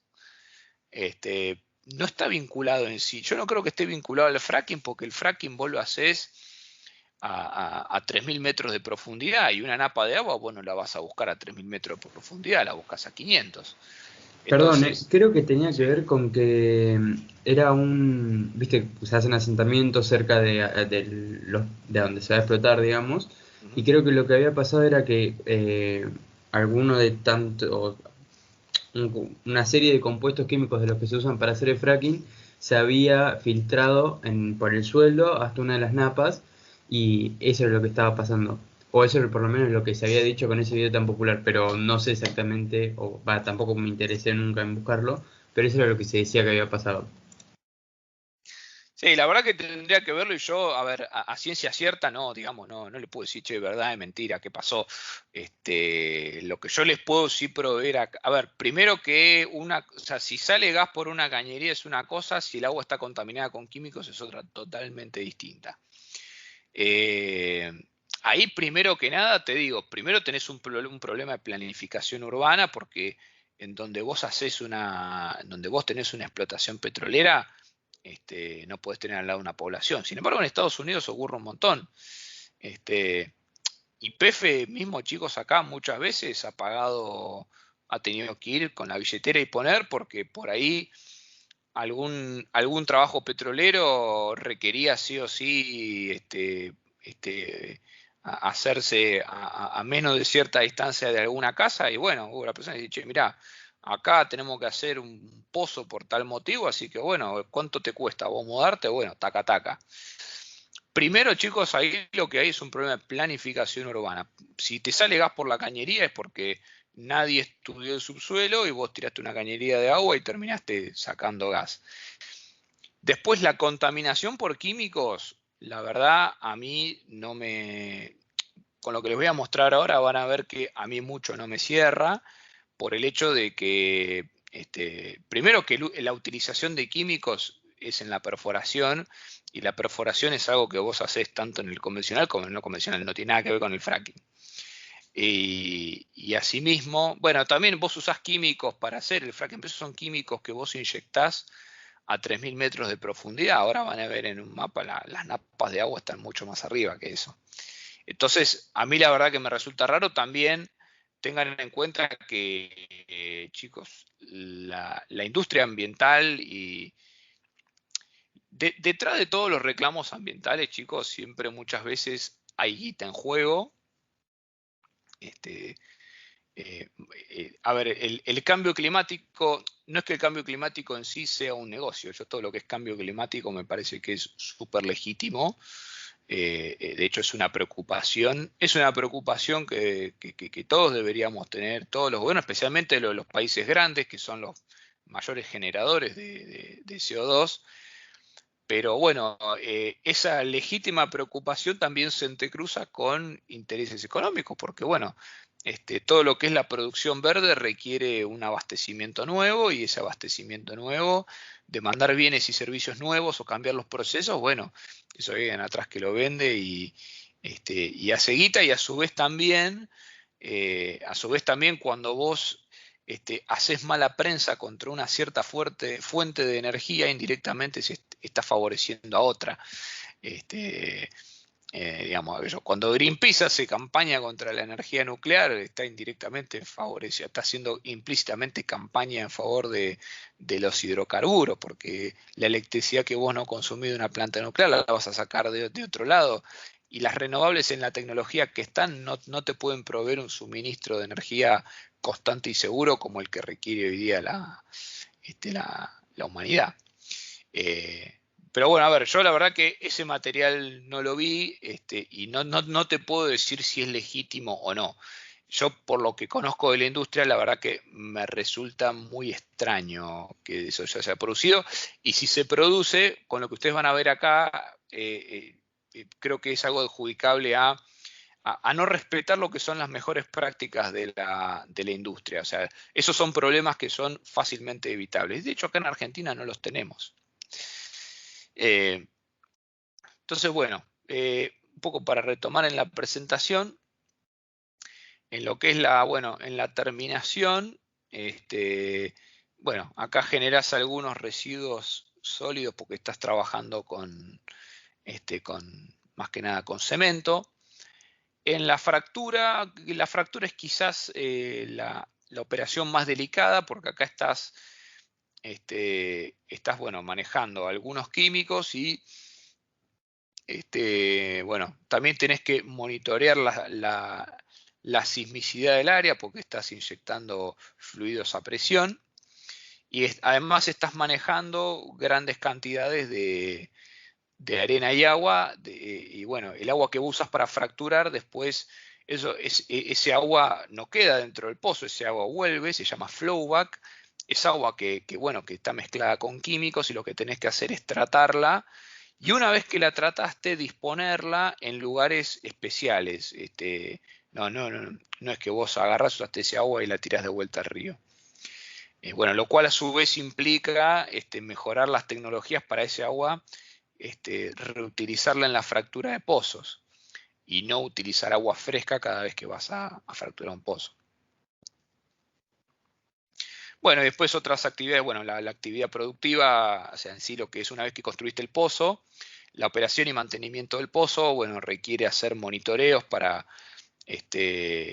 nada, básicamente monitoreos para evitar o tener accidentes ambientales o de seguridad, y bueno, y también para chequear que efectivamente no haya externalidades hacia el medio local, ¿no es cierto? Que ocurra algún imprevisto, algún derrame, algún incendio. Pero bueno, esto nada más es un monitoreo preventivo que uno tiene que hacer y eventualmente alguna acción correctiva. Y después, por último, el abandono de pozos, que es importantísimo. Cuando un pozo deja de producir, uno no es que lo deja ahí tirado o le cierra la canilla, sino que primero tiene que hacer todo un cierre de seguridad para que ese pozo no explote y después tiene que restaurar, ¿no es cierto? Tiene que reimplantar vegetación y hacer un monitoreo ambiental para que el área quede lo más parecida posible a como era antes de toda la actividad. El abandono de pozos también es una actividad, un gran negocio porque eventualmente va a generar un gran mercado de demanda. Dentro de 30 años, cuando todos los pozos que se hicieron en Vaca Muerta en los próximos años quizás ya sean antieconómicos y haya que abandonarlos, bueno, va a haber una gran industria de cierre de pozos. Para ir cerrando, algo que me pareció sumamente interesante es ver en la cuestión ambiental es el gasto de agua, lo que se llama la huella hídrica del petróleo. Y acá me tomé el atrevimiento de hacer algunos cálculos para complementar el material de estudio. Este cuadro que ustedes ven es una comparación, es cuántos litros de agua te consumen ciertas actividades económicas un poco más, digamos, coloquiales. La producción de carne, la producción de carne de cerdo, la producción de manzanas, la producción textil. Fíjense, por ejemplo, producir 1 kilo de manzanas me demanda 700 litros de agua, cuando uno tiene en cuenta toda la actividad agrícola. ¿Cierto? Tomo esto como referencia porque aparte es uno de los valores más bajos. Ahora, ¿cuál es el consumo de agua del petróleo? Y mira, el petróleo te consume 30.000 metros cúbicos por pozo. Un pozo, por pozo, digamos, no convencional, que es lo que gastas en la fractura. Ahora, un pozo no convencional, ¿cuánto petróleo te va a proveer? Bueno, ahí mirando ese gráfico que veíamos más arriba lo llaman la EUR, que es el Estimated Ultimate Recovery, ¿cierto? Es el recobro de petróleo estimado por cada pozo, que es la suma de los volúmenes que te va a producir el pozo desde la fecha en que vos lo mirás, o sea, ponele desde el día 1 hasta por un cierto periodo de tiempo, ponele un horizonte de 30 años. Bueno, ahí habíamos visto que los cálculos nos daban unos 500.000 barriles por pozo. Cuando vos haces la división, eso te da que entonces cada barril equivalente de petróleo te va a consumir 0.06 metros cúbicos de agua por cada barril.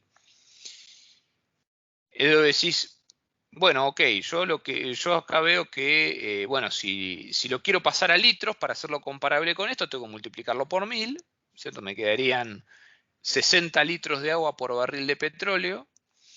Pero bueno, comparar barriles de petróleo con manzanas no tiene mucho sentido. Tengo que llevar, digo, ¿cómo juzgo si es mucho o poco? Bueno, la única unidad común, la unidad común más fácil que para compararlo es el dinero. Lamentablemente, no nos queda otra.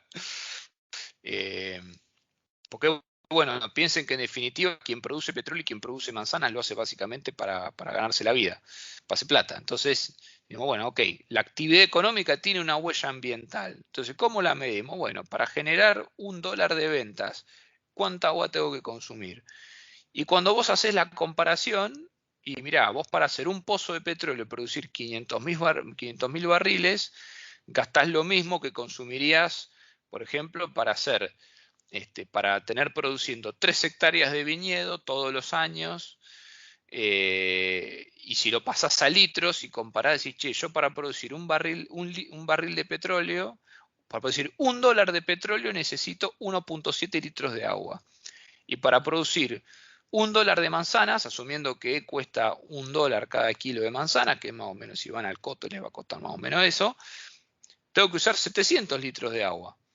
Entonces, si ustedes se preguntan si la huella hídrica del no convencional es alta o baja, y mirá, comparado con otras actividades económicas es muchísimo más baja. Estamos en 1.7 versus 700.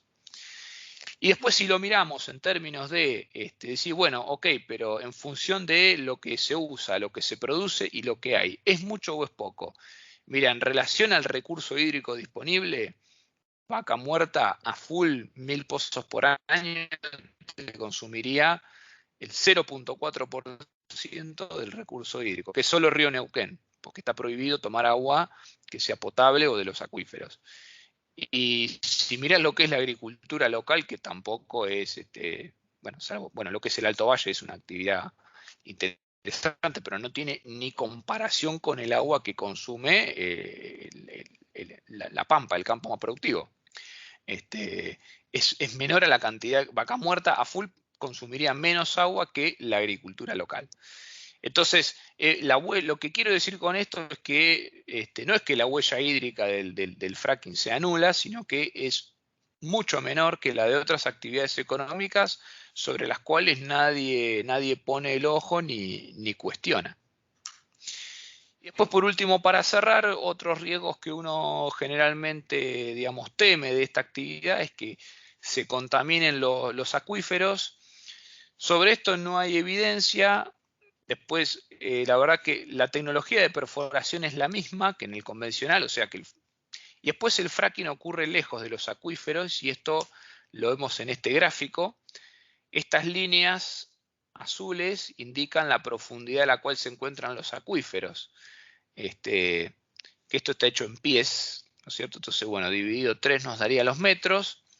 Y bueno, los acuíferos, la mayoría no está a más de 400 metros, 500 de profundidad. Ahora, la fractura ocurre a 5 veces esa profundidad. Y bueno, la fractura, digamos, se mete en la tierra, va hacia arriba, pero digamos que el punto más alto de una fractura va a quedar siempre muy lejos del punto más bajo de los acuíferos. Ya miren ustedes, incluso en términos relativos, la distancia que hay entre el punto más bajo de los acuíferos, las líneas azules, y el punto más alto en el que llega a ahondar una fractura, ¿no es cierto? Que sería la parte superior de esta línea. Entonces, desde ese sentido tampoco representa un riesgo relevante. Después, la contaminación por aguas residuales, la verdad que los procedimientos de tratamiento y disposición son muy estrictos y básicamente nunca tenés contacto entre el suelo y los líquidos residuales. eso se trata y después se termina depositando en lugares especialmente diseñados. La contaminación por sustancias químicas, se usan 12 sustancias y ninguna de estas sustancias es exclusiva del fracking. De hecho, el grueso de las sustancias se usa en la industria alimentaria. De hecho, uno de los químicos que se usa es el agar-agar, que es un espesante, es como una gelatina de origen vegetal. Después, los problemas de sismicidad, de si el fracking va a generar sismos. Primero que el fracking se hace en zonas que están despobladas, por lo menos en Argentina, y los estudios sísmicos han demostrado que las vibraciones que genera la Tierra quedan muy lejos de la superficie. Después, bueno, ¿cuánta tierra requiere? Bueno, Vaca Muerta a ritmo full requiere unas 2.500 hectáreas más lo que son los caminos. Es una fracción muy pequeña de lo que es el requerimiento de tierra para explotaciones agrícolas. Después, contaminación sonora, la verdad que Vaca Muerta está lejos de las urbanizaciones.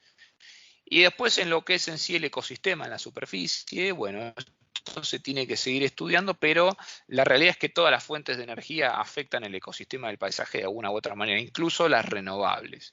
Por ejemplo, la energía eólica,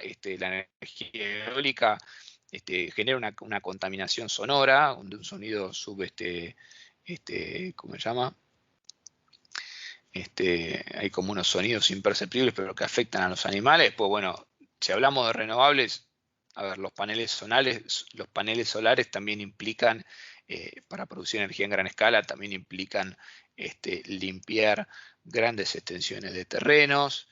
Ni que hablar la hidroeléctrica tiene un impacto ambiental también muy alto. Tenés que inundar zonas, despejar otras zonas, movilizar gente. En China esto se ve muy, muy patente, de manera que, digo, en líneas generales, la verdad que el fracking y los hidrocarburos no convencionales, en tanto y en cuanto la actividad se haga siguiendo la mejor práctica, tiene un impacto ecológico que está en línea con el de cualquier otra actividad económica o de cualquier otra fuente de energía. Así que, bueno, les robé 25 minutos, les pido mis más encarecidas disculpas. Este tema a mí me encanta y no quería dejar de transmitirles lo que he aprendido. Así que bueno, la clase que viene vamos a ver muy rápidamente minería y algo de recursos renovables. Bueno, si alguien tiene alguna consulta, escucho, si no me las van mandando por mail. No, por ahora nada. Lo único que te quería preguntar, ¿cuándo va a ser la clase esta especial que dijiste? Y yo creería que sobre el final del curso, porque tengo que terminar de acordar con todos los expositores. Pero bueno, nada, como les decía, es una clase que es solamente para vuestro interés, no es material que vayamos a evaluar. Pero bueno, sin duda sí, les voy a avisar por lo menos 2 semanas antes, les voy a dar bien el día y la hora. Genial. Pero Genial. piensen que es más o menos para el fin del curso. Buenísimo. Profe, una Sí.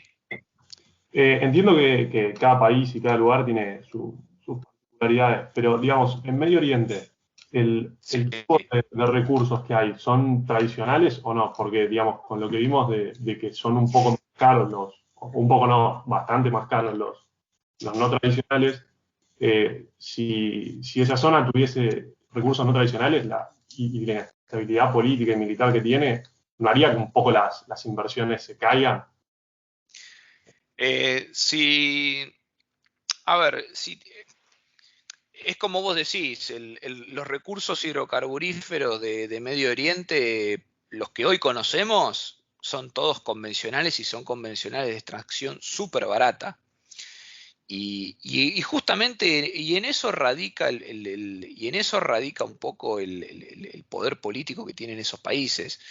A ver, básicamente la geopolítica, una de las condiciones es que vos tengas caja, porque la caja te da influencia y para hacer caja vos lo que tenés que poder hacer es poder sacar petróleo barato, y eso es lo que tienen los países de Medio Oriente tienen reservorios convencionales en grandes cantidades, con buena presión y a baja profundidad. O sea, tienen que hacer un pozo de que quizá les cueste, no sé, $100.000 y es un pozo súper productivo. Entonces, eso les permite a los tipos hacer un manejo de las cantidades ofrecidas en el mercado muy fácil. Como que el costo de oportunidad de poner un barril adicional o sacar un barril del mercado es relativamente bajo. En el no convencional, en cambio, no, pensalo bien, porque te vas a gastar 10 palos en hacer el pozo, no $100.000. Y si después lo tenés que cerrar, y bueno, ese cierre te va a salir plata, y además, después cuando quieras volver a abrirlo, la formación va a estar dañada, vas a tener. Bueno, entonces, si los recursos de Medio Oriente fueran no convencionales, yo creo que la zona jamás hubiera tomado el protagonismo geopolítico que tiene hoy. Esa es una muy buena pregunta para hacer cuando tengamos a los expositores, porque en el caso de Medio Oriente creo que se juntan dos cosas. La primera es obviamente, además de la dotación de recursos, también la ubicación. Eso es un nodo logístico, está a mitad de camino entre Oriente y Occidente, o sea, estás a mitad de camino entre dos polos. Tenés el canal de Suez, que es la conexión entre dos mares, ¿no es cierto?, que alternativamente te requeriría pegar toda una vuelta por el sur de África. Entonces, tiene esos dos condimentos que son el recurso hidrocarburífero barato y la cuestión logística, ¿no es cierto?, la ubicación y la baja de costo de transporte que permite. Así que bueno, eso le da a la zona, y eso yo creo que eso también hace que las potencias hayan intervenido tanto en la zona y tengan tantos intereses. Y esto es la verdad para preguntarle al especialista en Medio Oriente que va a estar en esta charla. Si un poco eso también no ayuda a configurar el escenario político y hasta religioso que uno tiene en Medio Oriente. La verdad que es una muy interesante pregunta para hacerle. Así que bueno, acordate de esa pregunta porque estaría bueno que vos mismo se la hagas al expositor. Bueno, perfecto. Bueno chicos, los libero y nos vemos la clase que viene. Muchas gracias, Bruno. Ahora, gracias a ustedes. Y ahora mismo les subo bien el material. Esta PPT subo y ya queda así como